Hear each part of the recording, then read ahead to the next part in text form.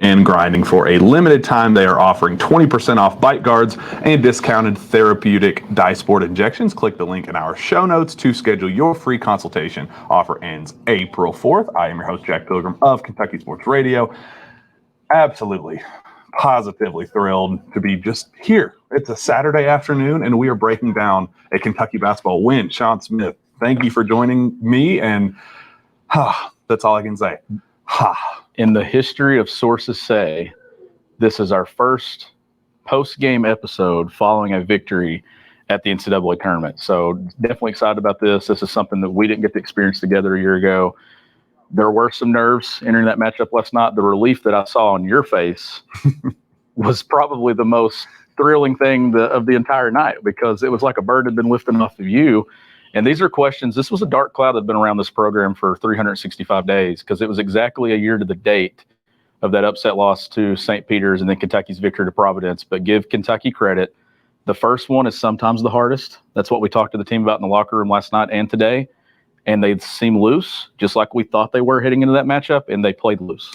Shawn, there is a symbolic moment. I touched on it on the rapid reaction after the game, but the live look-ins here at Greensboro Coliseum, they'd show the Fairleigh Dickinson Purdue 16-1 upset as it was kind of transpiring and inching closer and closer to the final buzzer. And when it kind of became pretty apparent that the upset was actually going to happen and history was like actually tangible and being made right in front of our very faces, all of the attention went on that upset, and the crowd started chanting FDU, FDU. And it was like this out-of-body experience almost, because it was like we started seeing the weight being lifted off of the team that we're watching, Kentucky's shoulders, as they're trying to earn its first tournament win, and now being thrown on the Purdue basketball program. All the narratives, all the storylines, the talking heads, the John Calipari needs to go hit pieces, all the big picture narratives that have been just constantly covered over and over again since that St. Peter's loss are now thrown onto Matt Painter and his program, and all of the terrible, terrible losses that he continues to suffer, and how another National Player of the Year losing to a 16 seed. And it was like all of the weight that Kentucky has had on its shoulders for the last 365 days was lifted off of its shoulders on the court and thrust onto the Jumbotron where Fairleigh Dickinson upsets Purdue. And it was just a really cool moment to kind of like witness that with BBN together while we got to see Kentucky pull off its win. And another cool thing about that is they're actually, when gameplay is going on in the arena, they're supposed to take the game they're showing off the big screen. Mm-hmm. And every time they would do that, Greensboro Coliseum would boo. And the teams on the floor and in the huddle, you would see guys looking up. And I saw assistant coaches like telling everybody to pay attention to what was going on in the huddle. So the biggest thing is that's Purdue's burden now, and that's their demon to deal with. It's no longer Kentucky's. And I think that's the biggest story about last night is you fast forward 365 days to the date, and it's no longer Kentucky being the team and the program that's being talked about losing to a 15 or losing to a 16. You've seen that in this tournament already. The upsets going all over the place. Kentucky was able to get a win in a matchup where, had they lost, given the Bryce Hopkins storyline and everything with Providence and what Kentucky had been this season, it would have been another one of those lonely nights that we experienced in BBN the last few years. But it was a night of celebration. You don't want to get too far ahead. It's just one win, but you got to get the first one before you can get the second one. And Kentucky's put themselves in a position to make a run at New York here with the win tomorrow.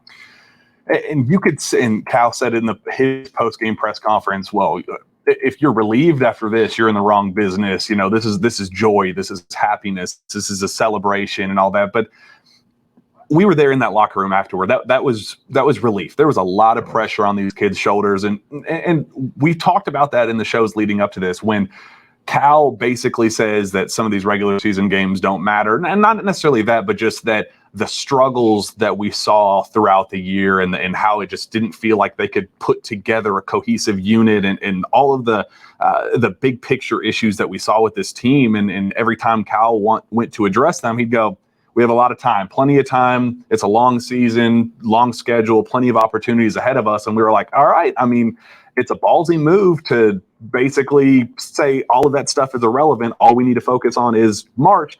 And it all led up to that one game, this one night, the storylines, the narrative, the Bryce Hopkins Bowl, the how will Jacob Toppin respond. It just felt like everything was building up for that moment. And for them to not crack under that pressure, I mean, that's a big thing. And you could tell that the relief was there for the Wildcats, but it was almost like all right, we checked that box. The first game's always the hardest in the NCAA tournament. Several of them actually said that the first game's the hardest. And now once they got that over with, now it's like, all right, now we can actually achieve our real big picture goals, not just let's win a freaking tournament game. Now it's like, all right, now we can actually make a run. Yeah, and the guys that had played in this tournament, I thought that was the biggest difference for Kentucky. You had Jacob Toppin, who experienced this tournament a year ago. You had Oscar Tshiebwe, who did everything he could to win that game for Kentucky a year ago. Last night, he called his offensive game trash. He said it was trash, but his rebounding. And then he said it was super trash today. And then followed it, though, with the rebounding performance of 25 rebounds. I mean, every time that you think Oscar Tshiebwe can't do something to blow your mind, he goes and does something else. And every time we dig up stats, right? We talk about this all the time for the last 2 years. You're digging up this, and you're like, man, there's probably nothing else that could really surprise me that Oscar can do. Even that surprised not only me, it surprised his teammates. Jacob Toppin was like, Oscar had 25 rebounds tonight. I thought it was a typo in the box score. And then I asked the guys in the locker room, and I know you were going around as well, and everyone's like, it still amazes me the things that he does. He came away with a rebound last night, Jack, laying on the floor. And I was like, how did he come up with that one? And there's position, and you look, and there's other players that have position with him, and he still somehow gets his hand on a ball before someone else does, or bats it up in the air, and it just grabs a hold of him. It's incredible at this point. Shouldn't be surprised, but I'm still surprised every time he does it. But the story of the night to me, it wasn't his 25 rebounds. It was Jacob Toppin and what he did both offensively and defensively, and in the leadership role that you're seeing kind of emerge here in the last few weeks. He is Kentucky's guy. For what he went through and the rock bottom that he hit and the adversity that he had to face and the criticism that people, I mean, he was played off the floor in that game at Missouri. And for him, the last several weeks of the season to play not just like pretty good basketball. I mean, he was playing elite basketball, and it's a whole different ball game when you approach the NCAA tournament, March, SEC tournament too. And I thought he was terrific down in Nashville as well, and their one and done performance down there. But for him to take this matchup specifically, and all that was riding on the Bryce Hopkins game, and basically every time his name was brought up, Jake was like, I got this. I went against him every day in practice. I know his tendencies. I know, and they talked about it. They said that they know that every time Bryce drives, he ducks his shoulder, and that's scouting. Like they knew that he was a charge waiting to happen on every drive. So Jacob took 2 of them, and he knew all of the little tendencies and quirks and things that Bryce did well, and used it against him, and absolutely shut him down and made it his storyline. He said, forget the Bryce Hopkins Bowl. This is the Jacob Toppin Bowl. This is my homecoming. This is my Super Bowl, my breakthrough performance. I'm the face of March Madness on the AT&T commercials and all that. This is my time to shine. It's just really cool to see him embrace that. That's a good point, because he's been put in the spotlight here. And he stepped up and emerged last night. And I thought he played arguably one of his best games as a Kentucky Wildcat, just the overall performance. Not with you look at his numbers and shooting and things. I mean, it's not, he's had better games in that category, but just the impact that he made in all areas of the game. And think about this. I told you this in the media room just a moment ago when we were working.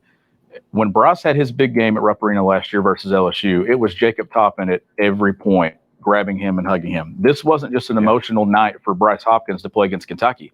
This was an emotional night for Jacob Toppin to play against a former teammate and a friend, but he put that to the side for 40 minutes, and he executed his job at a phenomenal level. I had a seat right behind Ed Cooley in the Providence bench, and Jacob Toppin was a large part of the discussion for 40 minutes and what Kentucky was doing. And Toppin's shots that he hit early in the game, those tough baskets driving to his left and finishing in traffic, it's like he's finally accepted and realized that he's a freak athlete, and no one can defend him inside of 4 or 5 feet if he just elevates. And that's been our frustration from the beginning. It's when you're a physical freak of nature, athletically gifted as anybody in college basketball, and you settle that's where our frustration stems from. It's like, dude, you are a living, breathing mismatch nightmare to anybody in college basketball, whether you want to be an above the rim, lob specialist, or if you want to be the way he's been attacking the rim and being that versatile face up 6'10" kind of big wing style.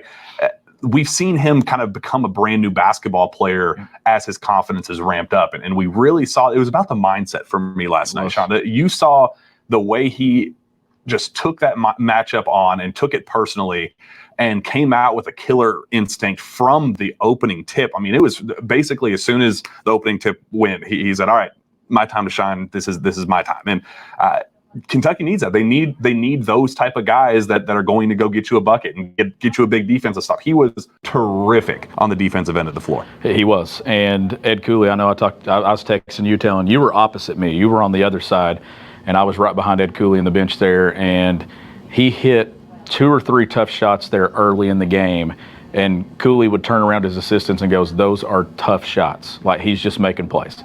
And that was kind of just showing you what Jacob had become at this point. But there was a moment in that game last night, and I asked Jacob about it today, and I wanted to make sure that I was right. Chris Livingston made a defensive mistake there in the second half. It was maybe 4 or 5 minutes to go, and they're going to a media timeout, I'm pretty sure. So it might have been the under 4 media timeout. I don't remember. But Chris is walking to the bench, and Cal is about to lose his mind over a massive breakdown on the defensive end. And Jacob gets between them and doesn't even let Chris make it to Cal. And you see Jacob just stop him and start talking to him, and then he guides him over towards like the free throw line and then back to that part of the huddle. Cal never does get to speak to Chris. So I asked Jacob about it today, and I said, Jacob, was that a moment where you, in the Vanderbilt game a few weeks ago, let Cal get on you and it got in your head and kind of lost yourself for the remainder of the game, and Kentucky lost the game? He said, 100%, absolutely. He said, that was me realizing that you can do this a number of different ways, but sometimes it needs to come from his teammates and not from his head coach. And I thought that was a point of leadership there for Jacob as a senior to take the freshman in under his wing and say, look, I know the mistake that he made. Let me tell him, because he accepts it better from me than he does from you. And I thought that is the definition of leadership and what Jacob Toppin has become. Player-led. Bingo. Cal, that's on his bingo card. It's on his punch card. He brings it up every single year. He says, my best teams do that. Yep. That's a player-led basketball team. And I think Cal appreciates that. In that moment, Cal, instead of going around Jacob and saying, no, I need to approach Chris. He messed up here. This was a defensive mess up, and I need to make sure it gets through his head. He said, Jacob has it. And you brought up another instance with that as well, with the officiating, that Jacob, was it Oscar? That Oscar was complaining about a call, yeah. and Jacob went up and said, I quit arguing with the officials. I'll take care of the officials. It wasn't Cal jumping in. It wasn't Coach O jumping in. It was Jacob Toppin stepping in and going, I got this. Let me handle it. You play basketball.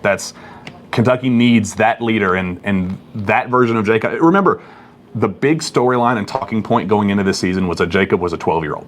That Jacob was the most immature guy that needed to grow up, and it wasn't even about work ethic, but just his maturity on the basketball floor, off the basketball floor, that he just did not have that yet. And for that to be the narrative going into the year versus where we are now, where he is now, the team lives and dies by Jacob Toppin. That's some real growth. Yeah, and the block that he had on Bryce last night that then led to the I think it was a transition 3 that Kentucky got from Antonio Reeves, if I'm not mistaken there. Just the plays that he made, but it's between the ears with Jacob Toppin. Mm-hmm. That's been the biggest difference. It's not the physicality, it's not the athleticism, it's not the improved jump shot. It's nothing other than it's between the ears. It's a mental mindset that Jacob accepted halfway through this season in the league play, where he's like, it's time to emerge and become the guy that everybody's been talking about. And I told you this today. I found an audio clip that we pulled from this show. Crazy. We're sitting in Starkville in the hotel. Kentucky's 1-6 in the COVID year, and you and I are having to just dig and pull and find anything we could to give people hope. And it wasn't as much about that season as it was about moving forward. And I said that I called Jacob Toppin the most important piece to the Kentucky basketball program long term. And look where we are now 2 years later, 2.5 years later, or 26 months later, and here we are in Greensboro at the NCAA Tournament, and Jacob Toppin is making plays and becoming Kentucky's glue. Yeah, Jacob is this team's leader right now, and you love to see that, but Antonio Reeves was the story of, just from a pure numbers perspective, he leads the way with 22 points, 8 of 18 shooting, 5 of 9 from 3, but really got going in the first half, 11 of 17. In a 17-point run, he had 11 of those points. And it was how effortless everything kind of came to him, and it just felt like he had no nerves whatsoever. And in that moment, coming from Illinois State, where that moment could have been way too big for him. It would have been the most understandable. If there was one guy on the floor that you would understand, maybe not ready for that moment, maybe he emerges in the round of 32, but somebody that needed just kind of that breakthrough opportunity slowly, I would have totally understood if it was Antonio Reeves. And for him to come out, and I asked him about it after the game, and he was like, this is another game for me. I am not fazed in the slightest by the lights, March Madness, the Champions Classic, CBS. I don't care what the name of the event is. It's another basketball game. Once that ball is tipped, I'm the exact same player, for better and worse. Sometimes I'm inefficient. Sometimes, my shot's not falling, but you're going to get green light Antonio Reeves all the time. And that made me feel super, super confident that this isn't going to be a choke job. We don't have a single guy that's going to go get you a bucket in March, because I'm confident that Antonio Reeves is going to be that guy. He might go cold, but I trust him at the end of the day when the game's on the line, end of shot clock situation, whatever. I trust Antonio Reeves to not be a victim of the moment. Yeah, and he hit 5 threes last night. That was Kentucky's offense beyond the three-point line. They do desperately need someone else to knock a shot or two down from that area, so he's not going to hit 5 threes a game. If he does average 5 made threes a game in this tournament, then I'm confident that Kentucky's probably going to be in Houston at the Final Four, if that's the numbers that he puts up from that category. But I love what Reeves is doing. I think that game at Arkansas a few weeks ago was probably the reason you saw what happened last night and him be so comfortable in that role. But there was a stretch of play in the second half where Cason Wallace hit back-to-back shots. And like I said, I had the front row seat behind Ed Cooley. Cooley turns around to his assistants after the first made basket from Cason, and he said, that's exactly what we want. We want him taking that shot. Cason comes down again and pick and roll, hits another tough shot, and then Cooley just kind of turns and throws his hands up because you've already got Reeves doing his thing. That was the stretch of play that I actually thought won Kentucky the game, was those baskets coming from someone else other than Reeves, other than Toppin, or Oscar on the offensive glass. So I thought that those 2 buckets, and I asked Cason about that today, how big were those 2 shots to kind of get you going and kind of build confidence moving throughout this tournament? He's like, those were huge. It's good to finally see the ball go in the basket, because we know at one point this season when he was at 100%, he was able to get to that mid-range jumper, pull up, and do some things. And I think getting some production from him offensively is key going into tomorrow. And that's what makes this team so scary, because 23 points in the second half, 7 of 28 shooting, 1 for 6 from 3, 25% shooting overall, 16.7% from 3. That wasn't a terrible offensive performance in the second half, but you had Antonio Reeves throwing his daggers. You had Jacob Toppin with an absolute killer instinct, playing like an absolute monster. Oscar Tshiebwe dominating the glass the way he did. Everybody was contributing, and then when you had Cason Wallace as that one guy, all he did was make 2 clutch buckets at the basket. That's it. And that was kind of the difference. That was where, as Shawn said, that's where Ed Cooley looked at his staff and said, well, it is what it is. If you got Cason, we can handle 1 or 2 guys living up to their expectation. But if you have 1 extra guy or 2 extra guys or whatever, it is what it is. And that's where this team is dangerous. They don't have to go for 85 points in a game, but if you get 3, 4, 5 different guys contributing in different ways, they're really tough to beat. Yeah, it's the overall production for this roster. If one guy's doing it, Kentucky's not going to be very good. But if it's a collective effort, and that's why I feel like this is a team that can go on a run, because if it's connected and doing this thing and everybody's doing their role and excelling at it. Oscar excelled at his role last night. His role in this program has been what for 2 years? It's to rebound everything. Well, he did that. Jacob was kind of the energizer piece. Antonio Reeves was the guy making shots. Cason was controlling the pace and guarding the basketball defensively. I think that the collective pieces together, when they're assembled and doing their job, I think this is a team that can beat anyone in the country. You see this regional starting to open up some now. Now that we're 2 days in, and get through this first weekend, if Kentucky can get to New York, you see a path where Kentucky can have some success. But I thought Reeves, coming off that baseline screen last night, he made an excellent read and buried a 3 there in the second half. I thought that was offensive execution off the ball You're also seeing him do it at middle ball screen and some things with the ball. So I think Kentucky's got some pieces that they move throughout this tournament that can do some good things. But it's not all positives. There are some negatives and some things that Kentucky has to clean up going into this next game. I thought the thing that we talk about is that middle eight. Those closing 4 minutes of the first half, the opening 4 minutes of the second half. Kentucky did have its run to separate itself, but then it allowed Providence to hit back-to-back threes, and then Providence gets the ball to start the second half. Situational basketball can win you and lose you games, and Kentucky kind of dodged a bullet there by letting Providence kind of get some momentum and grab a hold onto it going into the half. You have to win those situations in 5 more games. If you do that, you make a run. You lose that part of the game, it could spell disaster for you. So I do think Kentucky needs to improve there. Let's go to comment feed and get some of these questions. Connor Morgan, what's the deal with Xavier Wheeler? Think he could really help us against KSU? They have that Noel kid that he would be a perfect matchup for. Yeah, I feel like we just needed to talk about it and address it, even if it's not a whole lot of discussion about it. But yeah, Xavier says in the locker room that he's available, that he's going, ready to give it a go and ready to give whatever he can to help this team. And then he wakes up the next morning, I'm told, with a sore ankle, tries going through shoot around. Cal says he's 70 to 75%. Pretty significantly different from I'm full go, I'm ready to go, available the day before, less than 24 hours before that.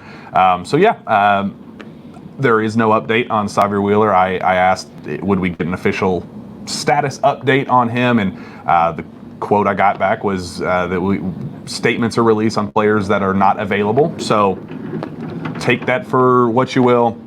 I'm very confident, and I'm very glad that we got to see Kentucky win without him and learn how to win in a rock fight in that type of setting and that type of environment. With only, really 5 on their entire team. We got good minutes from C.J. Frederick and Damian Collins, and Lance Ware gave you some stuff, and not from a point standpoint, but they were there and they were available. But really, it was the starting 5 that won the game for the Cats, and might just have to be that way the rest of the way. And I do think that Damian had an impact on that game.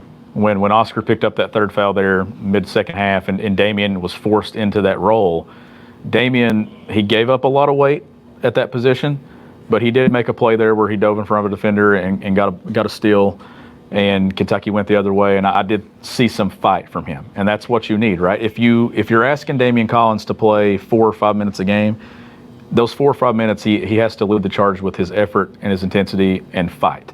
If he does those things, I think Kentucky can survive without Oscar for a stretch. Or if it's Lance that goes in there and does his job for a moment or two.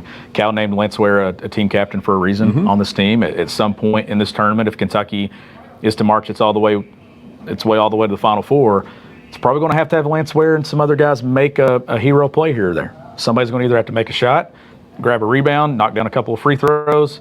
That's the runs that, look back at the runs Kentucky's gone on in the past. There's always that guy that steps up and emerges, whether it was Marcus Lee, it was almost Isaac Humphries the year that they lost to Carolina in the Elite Eight. Like, we could have been talking about that. There's always those moments, those players that will step up and make a shot, grab a rebound, kind of have their moment in postseason. Who is it on this team? Is it Damian Collins that has that run? Is it C.J. Frederick knocking down a three-pointer when Kentucky needs it most? Because we know that he can do that. And I was hoping one of those 2 that he released last night were going to fall for him, because that's a guy that desperately needs to see it go through the basket. Yeah, that's buzzard luck, man. He just can't get a shot to fall. But Connor Morgan asked about that Marquise Noel matchup in particular, and the way Xavier would be a nice complement to that. Marquise, 5'7" point guard in his own right, tough as nails, kind of has that Tyler Ulis vibe, unbelievable talent, all Big 12 first team, 16.8 points, 7.8 assists, and 2.4 steals per game. Big 12 all defensive team.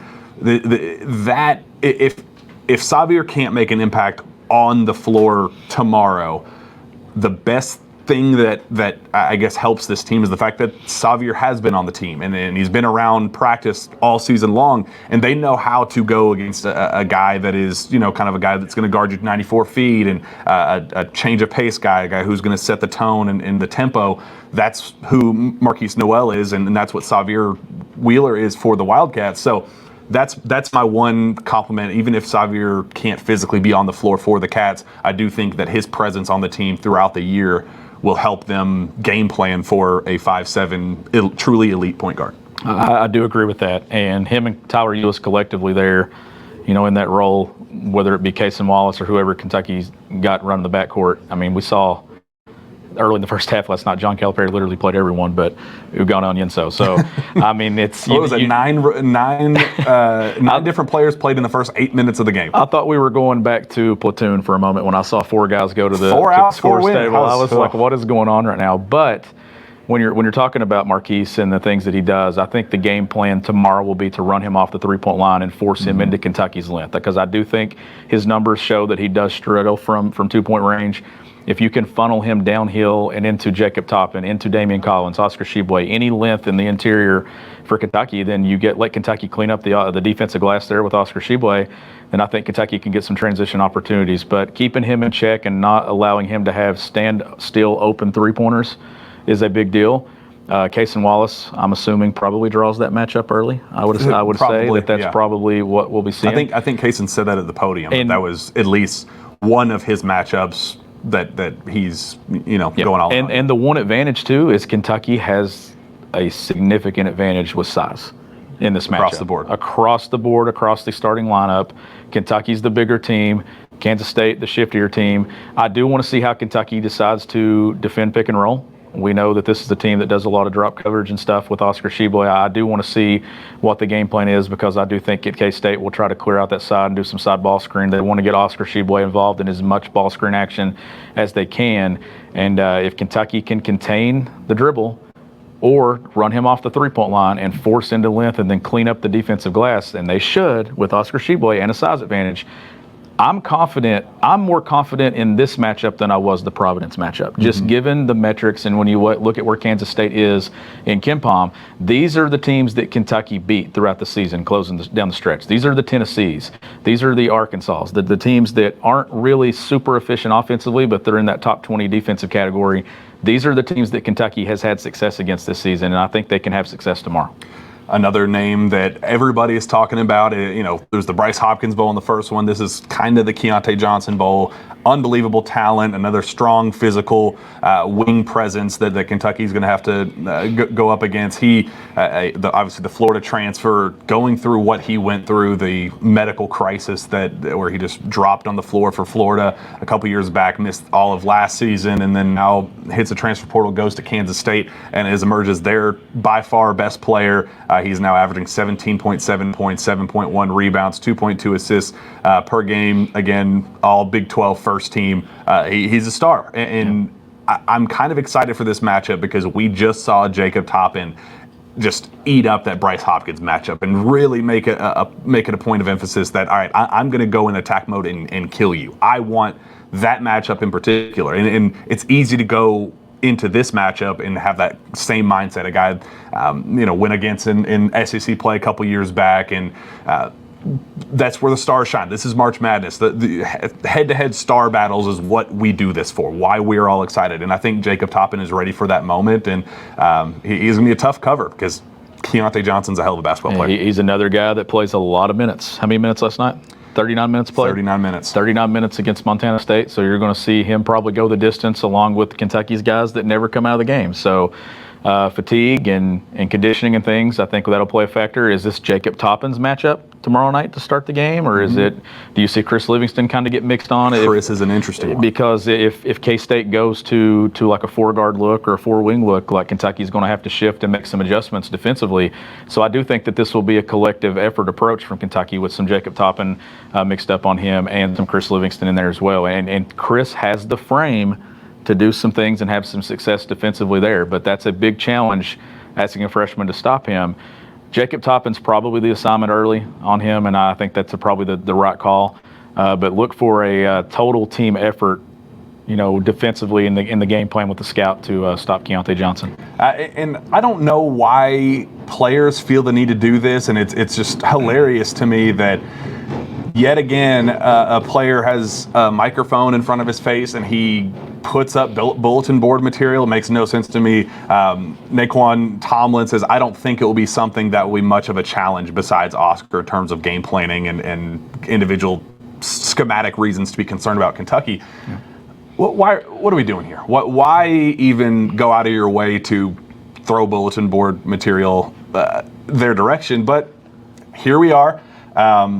Again, Oscar is the one guy that they don't have a cover for. They don't have a matchup kind of like Providence. They don't have a matchup that works for Oscar. So I guess it does make sense, but still, I don't know how they're going to shut him down. But still, I think it's stupid. I truly don't know what they were thinking. Yeah, you don't want to tug and on the cape there. I mean, the saying, don't tug on Superman's cape. Well, at least they didn't mention anything about Oscar in a negative light, because then I think Oscar would probably come out and grab 40 rebounds. But that is saying that outside of Oscar, there's nothing there to worry about with Kentucky's basketball team. And I think that if you watch Kentucky down the stretch, you've seen Antonio Reeves go for 20-plus multiple times. You've seen Cason Wallace be the guy that he is. Look at what Jacob Toppin's done in the closing month of the season for Kentucky and the moments that he's had. So, Kentucky's got some guys here, and Kentucky playing as the 6th seed, K-State being the 3 seed. What is the line at today, the updated as of line? Right now, 3. And Kentucky's favored by 3. Yeah. So I figured, I told somebody last night when K-State opened as a 1-point favorite, I said, I think that will shift in favor almost of Kentucky. Immediately. I mean, it opened as a one point favor for K-State, and immediately became even. And I do think this is going to be a low scoring game. I think you're going to see this thing somewhere around 61-56, 61-57 down the stretch. It's going to be another nail biter. It's going to be one where Kentucky's going to have to execute, or K-State's going to have to execute. But just given what Kentucky can do offensively, I think that they have a couple of things there with Oscar Tshiebwe on the glass. And I told you last night, or I've told you for weeks, the thing that I want to see from Oscar, it's not Kentucky posting Oscar, because I still think that Oscar struggles in those moments, especially if there's the double team that comes, because then you're forcing Oscar to make a decision, and that's not where Oscar's at his best. Oscar's at his best when he does not have to think about it, and he goes and does what? Hits the offensive glass and the defensive glass. And last night, in a 4-point game, missed basket, Oscar Tshiebwe comes through and flushes a putback dunk. Puts Kentucky up 6, under 4 minutes to go in the game. I thought that was one of the biggest plays of the game, and that's what I've been telling you. Get Antonio Reeves in some middle ball screen, get Cason Wallace in some middle ball screen, and let Oscar free run his way to the rim and do what he does best. And I think that that's the thing that Kentucky can definitely depend on tomorrow. Is we know that K-State's going to spend a ton of time trying to keep Oscar off the glass. How much of that practice you think are they talking about keeping him off the offensive glass? Because he's elite defensively, but he's elite offensively as well. Oh yeah, it's ballsy. Good luck, good luck to you, because I would not do that. I wanted to ask you about Jerome Tang, who was hilarious in his press conference today, just absolute character. You could tell why his players respect him and why there's so much love in that locker room for him, because he is just he's the ultimate motivator. He's I like Mike Tomlin in the NFL, just a guy that it feels like everybody trusts him, and he's the ultimate connector of people and pieces, and I definitely think that that's who Jerome Tang is, and you could clearly tell that in the press conference. Big 12 Coach of the Year, first year with the program. What do you think his approach to this game is from a coaching perspective? Getting the first big win to open things in the round of 64, but this one in particular, this matchup, all eyes on him and his program. This is a really probably the biggest coaching performance and opportunity of his career. Beating Kentucky at any point in your career as a coach is a life changer. Yeah. And I think that that's the approach that he's probably not going to talk about this publicly. He probably won't mention this, but in his mind, he's thinking, if we can beat Kentucky in the NCAA tournament and get to Madison Square Garden, what does it do for me in my career? Yeah. What does it do? And I think that that's a thing that any coach at this point, I mean, go back to 2018 in Nate Oates and Buffalo in the NCAA tournament. He beats Arizona, and then he kind of takes the shot at John Calipari. It didn't turn out well for him. It didn't work out at all, but look where he's at now. That's when everybody started taking notice of Nate Oates. And now Nate Oates is one of the most talked about coaches in this game. And look where his team's at in the NCAA tournament and what they're doing. a win for Tang would be huge for his career and moving forward and what he's doing with the K-State program and maybe even opportunities down the road. But this is a guy that he has success. He's been successful wherever he's been as an assistant coach and things, and he knows the game. And John Calipari's talking about playing loose and keeping his guys loose. You see the things that Tang does with his team, and you kind of see the same approach right now. You see a team that's playing confident, playing relaxed, and you walk in the locker room. I know we were in there last night doing interviews, and they seem to be relaxed and having fun as well, but you see the same feeling in the Kentucky locker room. That was the vibe that I didn't get with Providence. I got the vibe with Providence that it was like, okay, there's a lot of pressure here in this moment. I don't see two teams with pressure on them. I see two loose, relaxed teams that are going to come down to execution tomorrow. If Kentucky executes, they go to MSG. If K-State executes, they go to the Big Apple. Oh, we'll see. The Cowboys says, you're getting cocky again, Jack. Remember St. Peter's. Never again. In no way, shape, or form am I cocky in the slightest. I'm just very grateful and relieved to just have this opportunity and to get that monkey off of the program's back and to focus on a round of 32 game and be able to, and I said this last night, instead of focusing on big picture terrible scenarios and like I was just having a nightmare, Shawn, driving down here thinking, what happens if they lose? How am I going to address this? What do I even write about this? Like, it was just like this physically cannot happen. They cannot allow this to happen. And it's just such a, like, oh my God, like I can't believe we're actually here. We can just focus on game planning and scouting and focusing on why Keontae Johnson's a hell of a matchup for Kentucky and how Jacob Toppin's going to stop him, instead of sitting here in these two chairs going, well, is it over? What's next? I don't know how we even where we even go from here. So no cockiness for me. I promise you. No, I don't have this Kentucky team winning a national championship. I'm not saying that they can't, because I do think that if all the pieces come together and they execute and they play loose, and Antonio Reeves hits shots, Oscar Sheboy controls the glass, Jacob Toppin becomes that spark plug and energy guy on both ends of the floor, I think Kentucky has all the pieces to get to a Final Four. And if you get to that final weekend, you know what, then you have a chance. You get there and you have an opportunity. We know that crazy things can happen. This team has enough talent to make a run. You see this region opening up. Duke is out. Tennessee, a team that Kentucky has had a lot of success against this season. I do hate the factor, it's still a couple rounds away, but of having to beat a team 3 times. But if you're Kentucky, you have a ton of confidence in that matchup. You see what's ahead of you here. This is a K-State program that you've played in the NCAA Tournament now 3 times in a decade. And the last time you played them, they kept you from kind of marching your way through a region that opened its way up, and then Loyola Chicago makes it to the Final Four. So the NCAA Tournament, it's unpredictable. You never know what's going to happen from day to day, round to round. We're sitting here right now. Something crazy will happen from 6:28 until 11 o'clock tonight that we'll probably be talking about on Twitter. That's March. That's March Madness. That's why they call it Madness. I do know. WRR says Shawn Smith sounds like he's from where I'm from. I want to know where that's at, because let's see if someone can guess on there where I'm from. I know some people. Will chime in. I feel like you've talked about it on the show. I don't know. But you brought up the last matchup against Kansas State in that tournament, 2018, and it does feel like everything is setting up for a rerun of that, where everything around you is kind of opening up. Fairleigh Dickinson, the big upset, Duke going down, Tennessee opening up for a potential rematch against Tennessee again in the Elite Eight. That's what would have happened had Kentucky moved on. There's just a lot of different the storyline. The fact that it is Kansas State again, does that concern you, or does that make you feel that path of redemption storyline? What's your gut feel there? I mean, it is a chance at redemption against K-State. It's a battle of the Wildcats here. That matchup was in Atlanta.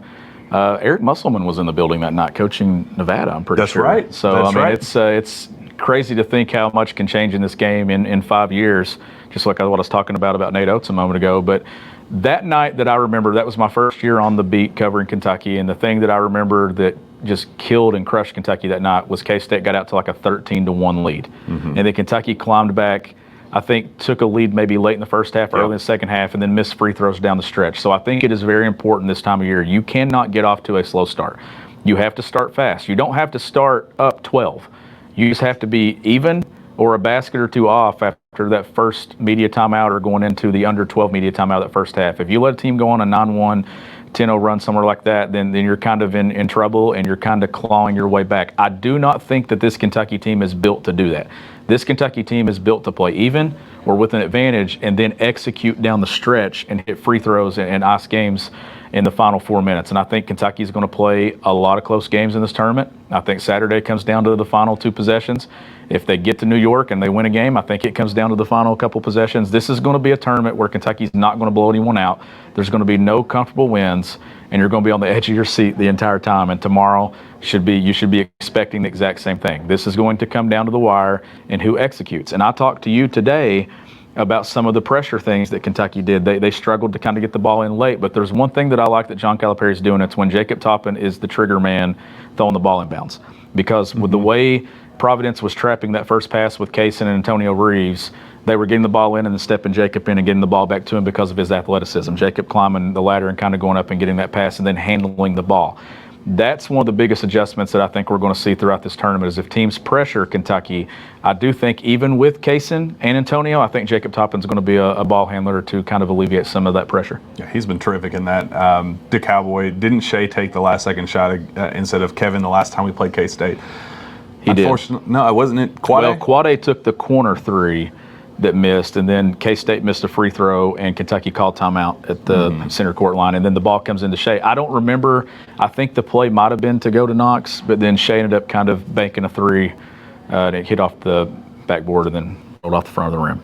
I remember it to this day, sitting on the opposite end, and Bruce Weber goes on to the Elite 8, and then Loyola Chicago upset K-State the next round. So if there's one thing that we've learned, this tournament can open a path and it can clear a path for you, but you have to execute and win. And I think Kentucky has an opportunity tomorrow. I'm confident that Kentucky wins this game. I'm not guaranteeing a win, but I'm confident if Kentucky does the things that do. But I will say this. Someone else has to make threes tomorrow other than Antonio Reeves. If Kaysen Wallace can knock 1 or 2 down, or C.J. Frederick knocks 1 or 2 down, it really helps what Kentucky's doing. And Kentucky has to have another, or Jacob Toppin. Somebody else has to knock a 3 down other than Antonio Reeves. He's not going to average 5 made threes every tournament game. Man, if Kaysen makes one, I get it, and I expect him to make a shot in that moment. But if CJ can get that mental hurdle cleared and hit 2, think of the overall team confidence. If he's able to break through, because even Cal brought him up again today and said, "Dude, I don't know what to tell you. That guy's just in his own head right now, and physically he's banged up. It's still bothered by the rib issue. If he could hit, I'd take 1 at this point. I think that would be an absolute mental leap for the team as a whole. Because I think right now they feel like they're right on the cusp of a overall team breakthrough. And if he's able to do that, they're like, well, if we got CJ making shots now, then all bets are off. Nothing can heal a broken or cracked rib better than a made 3, because there's really nothing you can do for it besides not play.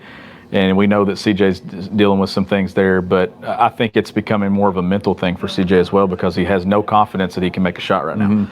Like when he missed the first one and he got the second one back, I knew he was not making the second one. He did not want to take it, but he took it.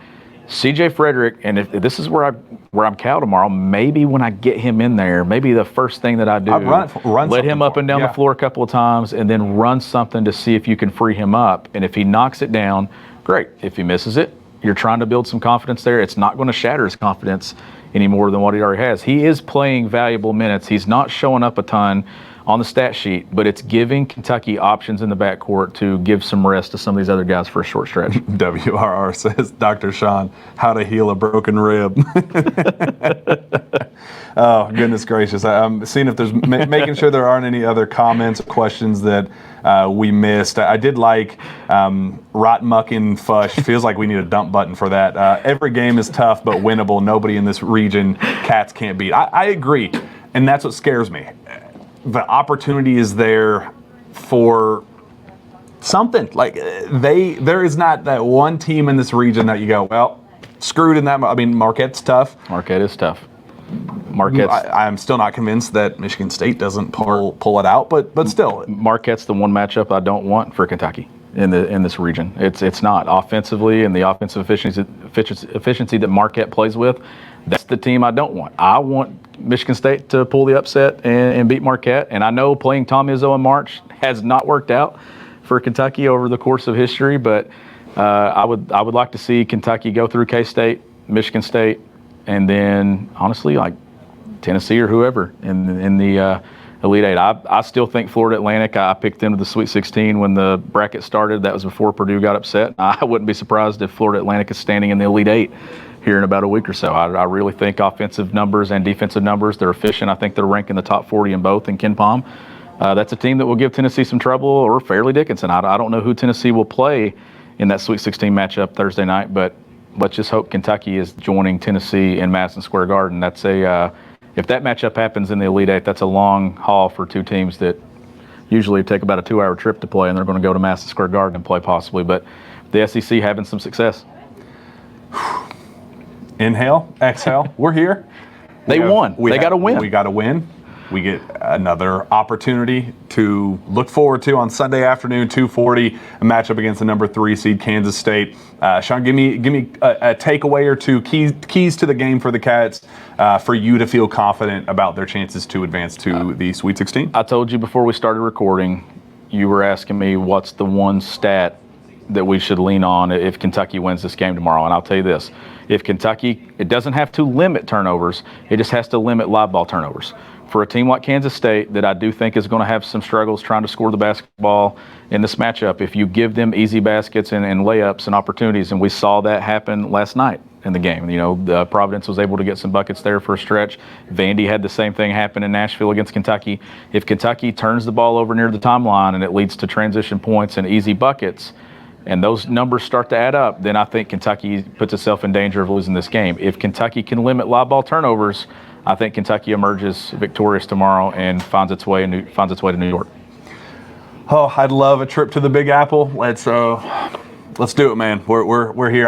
There was a really cool story with Oscar Tshiebwe to close out the game last night that kind of like eased my nerves a little bit, where they asked, what was the mindset going into this trip, and what was Cal's message. I know he's been all about being loose and the trickle down effect. If he's tight, the rest of the team is tight. If he's loose, the rest of the team is loose. And they asked Oscar how Cal was responding to you in particular, and he said, yeah, Cal pulled me to the side before the flight down here, and he kissed me on the head. And I looked at Coach, and I was like, why are you kissing me, Coach? And I was like, it was like the sweetest interaction ever. But he said, Cal looked at him and said, let's go down there and take care of business. Like, we have a job to take care of, and let's do it. Like, they have the talent, they have the pieces, they have the veteran leadership, they have the experience. There's no reason that this team, like we said from the very beginning, isn't capable of making a run. So let's string together some wins. We've in this position, we've strung together 4 wins, whatever it takes to get to the Final Four or whatever. Like, let's just do it. We got the pieces. Let's make this happen. And that was a kind of a big picture sigh of relief for me, where I was like, I really do think that this team is in the headspace that it needs to be. I do too. And the other factor that I think is going to come into play tomorrow is this building is going to be painted blue and white. I know a lot of people that are making the trip down that got tickets either this morning or late last night, just coming down for the one game. I think there's going to be a significant larger crowd for Kentucky than there is Kansas State. And Antonio Reeves, I asked him today, I said, you've hit big shots all season, but you hit 2 back-to-back threes, and I know that had to feel better at this point in the season than it did in the regular season. He said, absolutely. And then I asked him, I said, did it sound like Rupp Arena? He said, it did. He said, it still shocks me when I walk in a building and Kentucky fans still show up the way that they do. So seeing that and these guys and feeding off that energy, Kentucky fans need to pack Greensboro Coliseum tomorrow, and if they do and Kentucky executes, I think you'll be making some travel plans to head to New York here in a couple of days as well. Let's make it happen. Shawn, one last message from our new partners with My Perfect Franchise. Today we are continuing our partnership with MyPerfectFranchise.net and Andy Ludicky, a franchise consulting company that helps others find franchises that will fit their needs, skill sets, investment requirements, and time commitment constraints. Andy is a big college sports fan, husband, and father of 3 children. You might have seen Andy's name on KSR before, as he sponsors some of our recruiting coverage. He's super nice, great to chat with, and and we are very excited to continue our partnership. Andy's an experienced entrepreneur, and he's been helping others go through the same process that changed his life 10 plus years ago. If you are wanting to find a way out of corporate America or a way to diversify, please reach out to Andy. He's got a ton of knowledge in this world, and best of all, his services are 100% free to you. Always, nothing ventured, nothing gained. You can learn more and contact Andy anytime at www.myperfectfranchise.net. Shawn, let's get out of here. Where can fans find your work? You can find my work at gobigbluecountry.com, and you can follow me on Twitter at gbbcountry. Find me on Twitter as well at Jack Pilgrim KSR. Reach out to me via email, jpilgrim@KentuckySportsRadio.com. With that, we'll be back hopefully after a big win over K-State. We will see you then.